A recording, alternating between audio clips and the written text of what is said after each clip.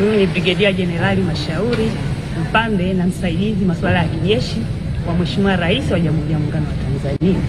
Mheshimiwa Spika, nimeelekezwa na Mheshimiwa Rais Dr. Samia Suluhu Hassan na Amiri Jeshi Mkuu wa Jamhuri ya Muungano wa Tanzania kuwasilisha ujumbe maalum kwako. Kwa heshima na taadhima, naomba nikukabidhi.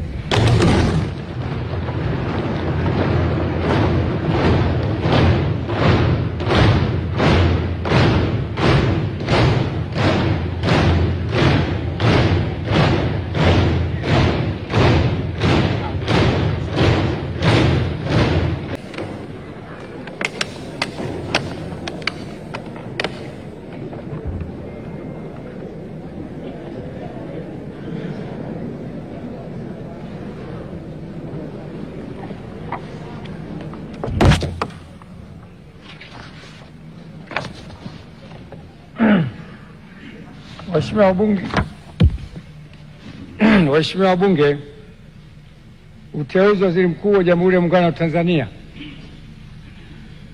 Mheshimiwa Spika, kwa mujibu wa Katiba ya Jamhuri ya Muungano wa Tanzania ibara ya 51 kifungu kidogo cha pili, Rais wa Jamhuri ya Muungano wa Tanzania baada ya kushika madaraka yake ndani ya siku 14 atamteua mbunge wa kuchaguliwa kutoka katika jimbo la uchaguzi anatokana na chama cha siasa chenye wabunge wengi zaidi, au kama hakuna chama cha siasa chenye wabunge wengi zaidi, basi atateuliwa anaelekea kuungwa mkono na wabunge wengi kwa Waziri Mkuu wa Jamhuri ya Muungano wa Tanzania.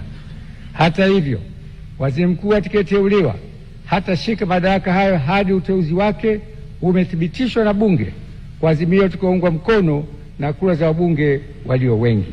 Hivyo, kwa kutekeleza matakwa hayo ya kikatiba, nimemteua Mheshimiwa